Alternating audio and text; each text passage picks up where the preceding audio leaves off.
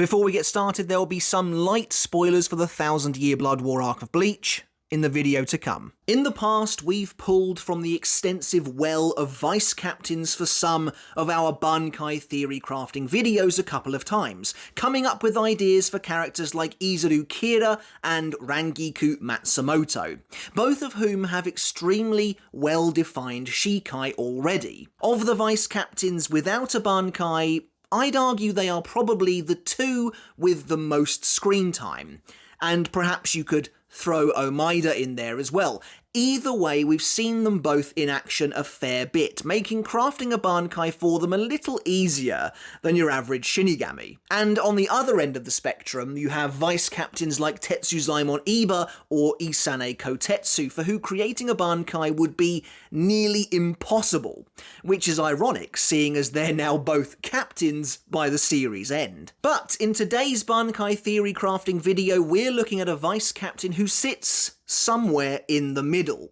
A character who doesn't fight an awful lot, but was involved in the narrative in a big way early on. We know their Zanpakutō, we know what it can do, but it seems fairly limited in scope.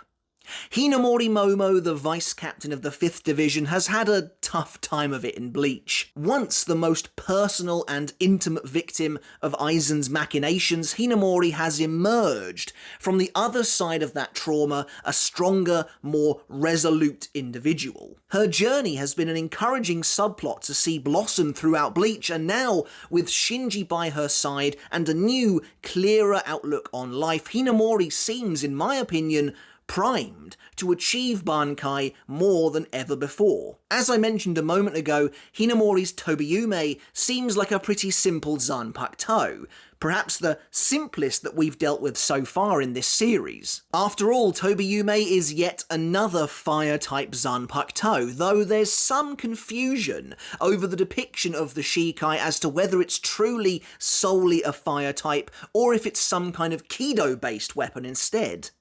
In some depictions, the Shikai unleashes simple explosive fireballs, but in others the blasts are a bright pink in colour, which is actually the version I tend to prefer. Either way, despite the relative simplicity of this Shikai, I've managed to come up with several Bankai ideas that I quite like, playing on the imagery and the theming behind Tobiume itself. Make sure to let me know in the comments, as always, which of the Bankai ideas is your favourite, and if you have any suggestions for Hinamori's Bankai yourself. Alright, let's take a look at Tobiume and the Bankai of the Flying Plum Tree. But first though, as always, a brief look at Tobiume itself and how it's used throughout the series. With the release command Snap, Hinamori's Zanpakutō transforms into a weapon resembling a crude tree with multiple branches, or a variation of the 7-branched sword. The original katana changes, with the blade straightening and taking on the appearance of a double-edged sword instead. From the sides of the blade, 2 angled prongs protrude at varying lengths of the weapon, giving it its tree-branch look. Tobiume is then definitely a very unique-looking Shikai, and Hinamori's growth and evolving proficiency with the weapon is evident in its design as well, where the Shikai has only 2 prongs initially. After the defeat of Aizen, Tobiume Shikai has gained a 3rd branch by the time of the 1000-Year Blood War arc. As mentioned though, design aside, Tobiume seems to be a surprisingly simple Zanpakutō on the surface.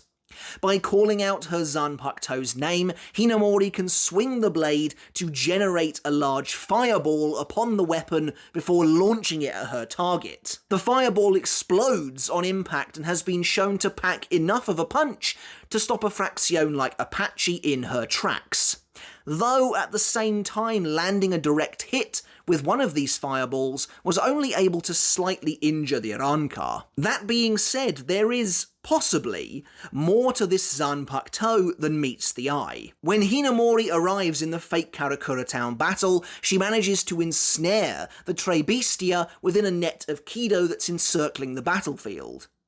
Having imbued this net with other flaming Kido, Hinamori then sets the net alight with Tobiume, invoking her Shikai in order to essentially light the fuse. So, while this is conjecture on my part based on what we see her do right here, it is possible that Hinamori has greater control over the flames of her Zanpakutō than it first appears. And taking into account the release command of Snap 2, it is possible the inner workings of her Shikai are actually more to do with the idea of ignition than anything else. The very first time we see Hinamori activate Tobiume, a bright flame runs up the central blade at the moment of activation. I guess this could be the same thing that she might be doing here in the fake Karakura town, but when she sets a fire to her Kido net, it doesn't look like her Shikai is actually on fire at all to me. And of course, if her Shikai really was themed around this idea of igniting sparks to start a fire, that would be another unique take on an element that is quite liberally used throughout the Zanpakutō. But anyway, like I said, that is speculation. Most of the time, we only really see Hinamori flinging fireballs. Speaking of which, we only actually see Tobiume used a few times throughout the source material, as like I said, Hinamori doesn't really get involved in that many fights. The first time, as mentioned, comes when a grief-stricken Hinamori believes Gin Ichimaru has just murdered her beloved Captain Aizen. When Izuru attempts to stop Hinamori from attacking his captain, she, blinded by rage, releases her Shikai with a furious scream. The pink flames shoot up the length of the blade rapidly as it transforms before detonating in probably the biggest explosion we've ever seen the Shikai create, though interestingly in this very first appearance she doesn't actually seem to throw a fireball. As Izuru tries to put some distance between them, Hinamori then conjures a fireball from the centre of her weapon. This is the first time we really see it working, and launches it at her friend, obliterating the wall behind him. Much later, with the Battle of the Fake Karakura Town underway, in a surprising moment, Hinamori arrives to rescue Matsumoto from the Tre Bestia, again throwing a fireball at an oncoming Apache. When Matsumoto deflects Apache's bracelet blade and sends it soaring into the sky, Hinamori launches a second fireball at it, hoping to destroy the Zanpakutō. The fireball collides with the Arrancar's weapon in a mid-air explosion, but the bracelet survives. It's here that Hinamori then uses Tobiume's flame to ignite her hidden Kido net, seriously wounding all three members of Haribel's Fraction. Much later again, by the time of the 1000-Year Blood War arc, Hinamori has grown considerably since the war with Aizen. Able now to put her past behind her, we see that Tobiume has evolved, gaining a third branch, and Hinamori is now capable of unleashing multiple blasts all at once. As Omaida finds himself surrounded by a squad of Quincy Soldat in a moment that was sadly cut from the anime, though I suspect it might make a reappearance in Core 3, Hinamori rescues him, raining fireballs down upon the enemy and wiping them all out in a wave of pink flame. The fireballs themselves also seem to be bigger than before, with a single fireball now capable of swallowing up multiple enemies at once. And so that's it really for Tobiume itself, all in all a pretty simplistic Zanpakutō. That being said, the tree and branch imagery surrounding the Shikai means we have a little more to play with when it comes to the visuals of the Bankai, at least than you might expect. So, without further ado, let's take a look at some of these ideas. I've got 6 in total, and this time I'll be getting the ball rolling with one of my favourites. With 6 to go through, there's actually an awful lot of ideas here, surprisingly, so I'll try and rattle through them fairly quickly. And as usual, please excuse the roughness of my art, but it helps to be able to visualise the Bankai ideas a lot better, I find. Okay, so for the first Bankai idea, we're going to be playing pretty heavily into that tree imagery I just talked about. Hinamori activates her Bankai by planting her Zanpakutō into the ground. As she does so, the prongs elongate and jam themselves into the earth as well, so the sword is now entirely facing downwards at this point, before the ground begins to pulse beneath her with a majestic pink light. By the way, before we continue, as you can see from the activation ritual, Hinamori needs her Shikai in order to use this Bankai currently, but that's only while she's still inexperienced with it. Once Hinamori has mastered her Bankai, she'll no longer require the Shikai to get things going. Anyway, from this pink light, a gigantic tree grows in front of the vice captain, spiraling and twisting upwards into the sky. The tree is made up of thick, intertwining branches that weave and snake around one another. The top of the tree is covered in glittering pink petals that seem to shimmer in the light. The tree branches spread like netting, and it reaches over and encloses both Hinamori and her opponent within an interlocking dome of branches, a little like Hikifune's Cage of Life, only smaller and denser. This Bankai is so dense, in fact, that it basically cuts out all light from the outside world, entombing both fighters in an actual prison of branches. Again, if you want to compare it to Hikifune's Cage of Life, it's a little bit like the newer version of the Cage of Life that was introduced in episode 26, the one that wasn't actually part of the source material. From beneath the sprawling canopy of the massive tree, huge, bulbous fruit begin to grow and dangle from the branches. But in reality, these fruits are actually the fireballs of Tobiume itself, pulsating, humming with a dull glow. The entirety of the dome is awash now with a pink haze, as these fruits can be found all over the place, both hanging from the tree and rising up from among the roots creeping across the floor. The explosive fruits sit and wait like mines at all edges of the dome. As soon as an enemy gets near one of them, they'll detonate, dealing massive damage to Hinamori's target. The Bankai even has a devious side to it as well. If the fight drags on for too long, one by one, the plums will begin to drop from the branches above, setting off a potentially massive chain reaction of explosions. The way I see this Bankai, and some of the other ideas I have in my head, is similar to how Bambietta's barrage of explosions looked while in Vollständisch in the anime. That kind of glittering pink shower of light illuminating all at once. I actually think as a result that this could have the potential to be a truly beautiful Bankai, to be honest, albeit rather deadly. The idea of Hinamori's Bankai creating a tree that sprouts with explosive fireball fruits has kind of been at the core of my vision for her Bankai for some time now. And I like the symbolism too. The tree, of course, reflects Tobiume, but the idea of growth shows how Hinamori was able to move beyond Aizen and his treachery. The concept of turning the fruits into mines is also designed to reflect the vice captain. She isn't outwardly violent, but she is capable of waiting for the right moment to strike, or even allowing her opponents to kind of hurt themselves or get themselves into trouble. The next Bankai idea is similar in concept, though markedly different in execution. Hinamori once again plants her sword into the ground in order to activate her Bankai, though this time it vanishes completely, being dragged deep into the earth by several roots.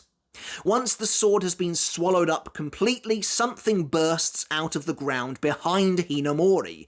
It's a gigantic version of Tobiume, only this time now standing upright, the highest tip of the Shikai gleaming in the sunlight. It almost, I guess, looks like a gigantic cactus or something. While her sword is gone, Hinamori can channel the power of Tobiume through herself instead.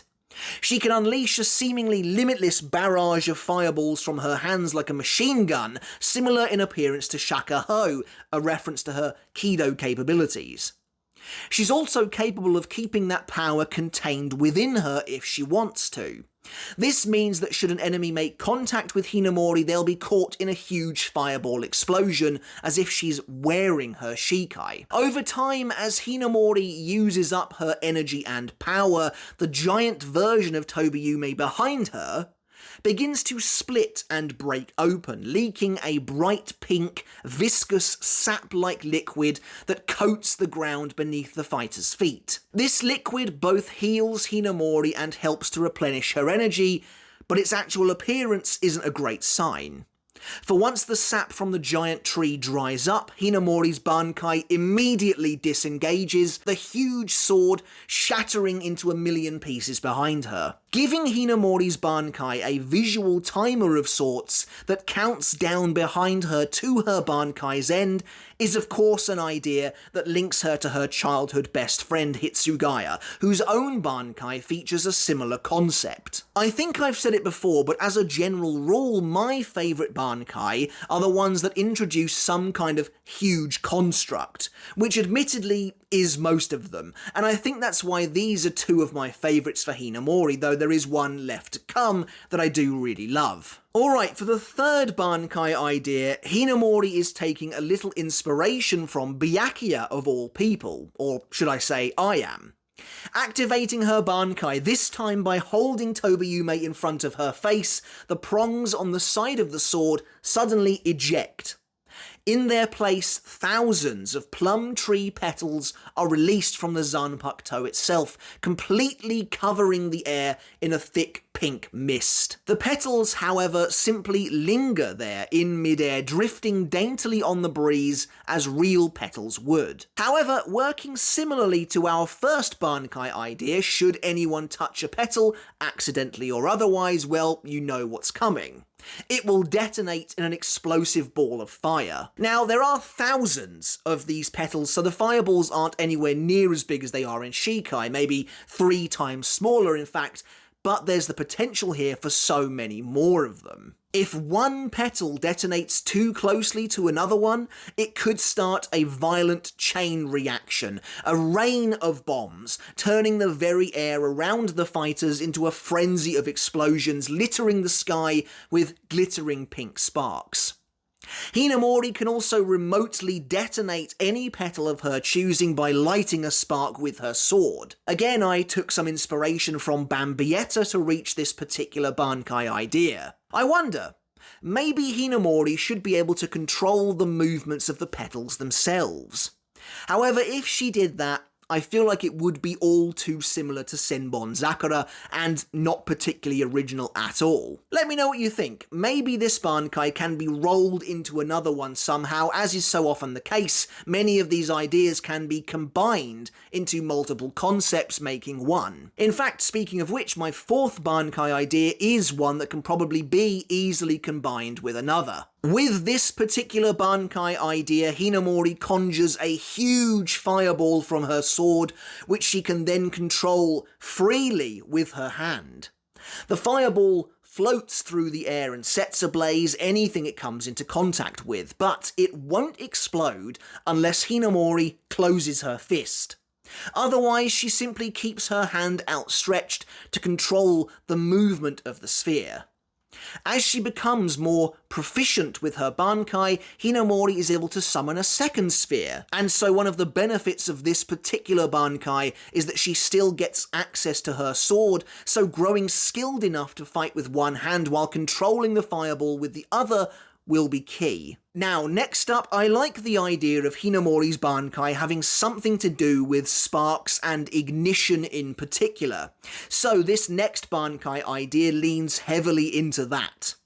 As she activates her Bankai, Hinamori once again plunges her Zanpakutō into the ground in front of her. In case you can't tell by now, I settled on the idea of planting or burying her weapon as the activation ritual right at the start. From behind Hinamori, the bud of a colossal plum flower grows out of the ground, anchored to the floor by several enormous roots, through which flow a pink reiatsu. As Hinamori pulls her Zanpakutō free, a countdown begins. The first root is ignited with a pink spark of fire, acting as a fuse which now fizzles towards the enormous bud. And so, as the battle plays out, a timer counts down to the end. The individual roots are all ignited one after the other, the next setting alight as the one previously reaches the bud. As each root fuse then reaches its destination, the bud begins to bloom more and more.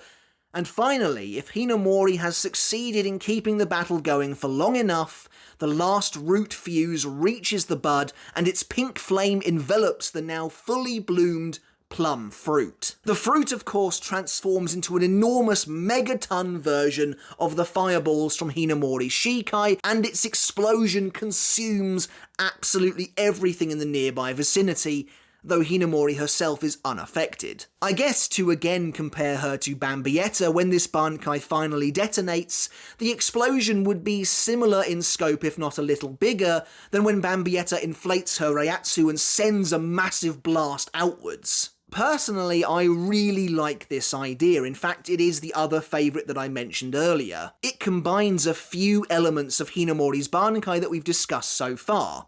The tree and fruit imagery, the idea of a spark igniting and setting everything off, the timer counting down, and more. And now this final idea is a little out of left field, but I hope you'll humour it for a moment. Considering Hinamori won't have achieved Bankai until after her trauma at the hands of Aizen, I can't help but wonder if that will play a role in shaping what form her Bankai could take, even if it means differing slightly from Tobiume's usual established self. And so Hinamori's final Bankai idea is born from that experience at the hands of Aizen's lies and wanting the power to be able to move past it and subsequently gaining it.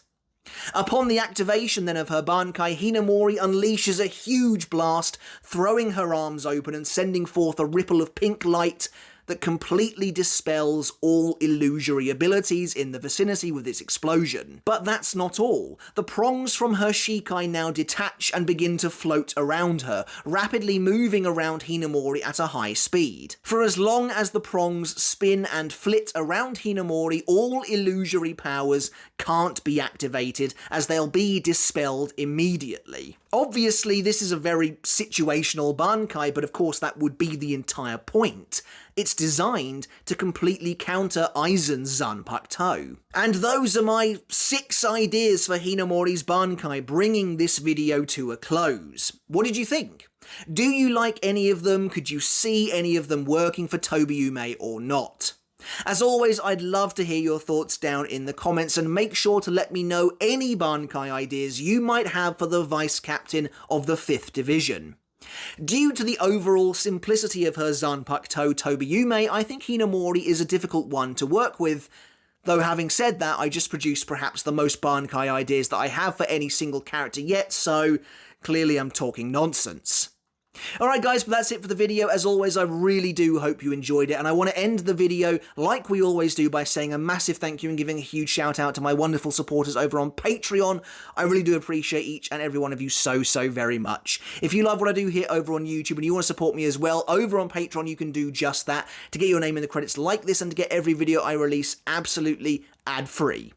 Alright guys, but until next time, I'll catch you later, and I'll see you then.